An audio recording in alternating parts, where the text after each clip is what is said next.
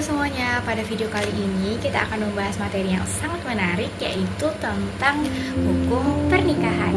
Nah, materi ini adalah materi yang sangat seru karena di kelas 11 ini kan kita sudah berada di fase remaja dan hampir ke dewasa. Setelah dewasa nanti kita pasti akan menginjak fase dimananya pernikahan. Nah, video ini sangat penting agar kalian lebih memahami bagaimana cara menikah yang baik dan benar sesuai dengan syariat Islam. Sebelum masuk ke hukumnya, kita juga perlu tahu apa sih itu pernikahan.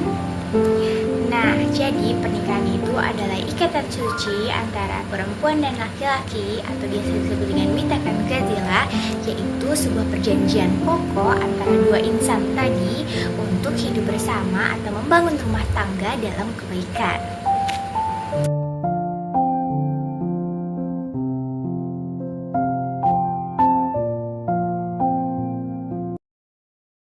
Pernah gak sih kalian lihat surat undangan terus kalian mikir, kapan ya aku?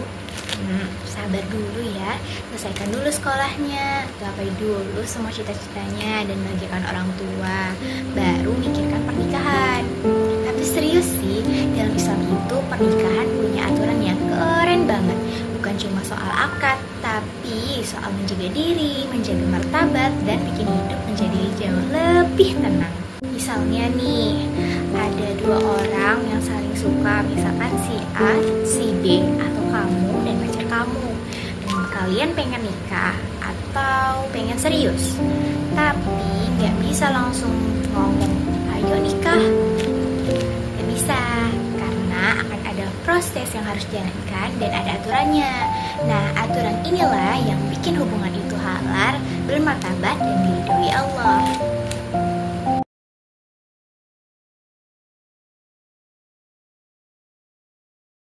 Allah Subhanahu wa Ta'ala berfirman dalam Quran Surah Ar-Rum ayat 21.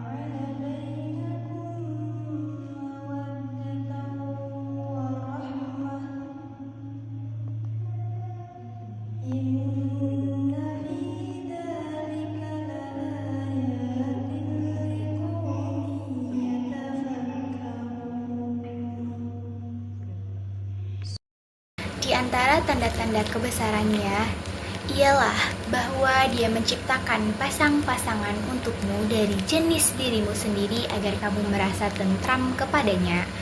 Dia menjadikan di antaramu rasa cinta dan kasih sayang. Sesungguhnya pada yang demikian itu benar-benar terdapat tanda-tanda kebesaran Allah bagi kaum yang berpikir. Nah, apa sih maksud ketentraman dalam ayat itu? Jadi, ketentraman yang dimaksud itu adalah rasa nyaman, rasa bahagia ketika kita bersama pasangan kita, bukan yang tiap hari selalu ngajak lain. Terus, gimana nih agar si A dan si B atau kamu dan dia bisa resmi? Nah, itu gampang, tapi nggak gampang-gampang banget. Yang penting itu ada 4 hal. Yang pertama itu calon istri dan calon suami itu wajib ya. Kalau nggak ada ya nggak bisa. Kemudian yang kedua itu wali. Wali itu apa sih? Wali itu adalah orang yang ngomong, saya nikahkan dan kawinkan engkau dengan anak saya.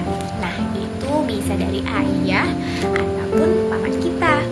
Nah, yang ketiga itu ada 2 saksi. Biar nggak ada yang ngomong katanya. Dan yang keempat itu adalah ijab kabul, yaitu momen yang paling deg-degan, yang paling ditunggu-tunggu. Tapi belum bisa sah nih, karena ada syarat-syarat juga yang harus dipenuhi. Yang pertama, seperti tidak boleh menikah dengan mahram. Mahram itu adalah keluarga dekat seperti ayah, adik kandung, abang kandung, dan paman. Kemudian yang kedua itu kerelaan antara dua pihak. Perempuannya rela, laki-lakinya rela atau sama-sama mau. Karena kalau dipaksa itu bukan pernikahan namanya, tapi sandiwara.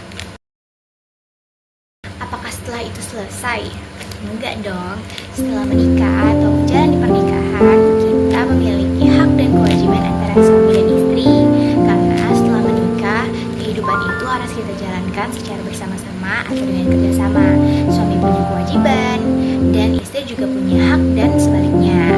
Kemudian, misal suami ngasih nafkah nih, istri yang menjaga kehormatan dan rumah tangga. Dan dua-duanya itu harus saling menghargai. Kalau salah satunya berat sebelah, ya goyang juga rumah tangganya.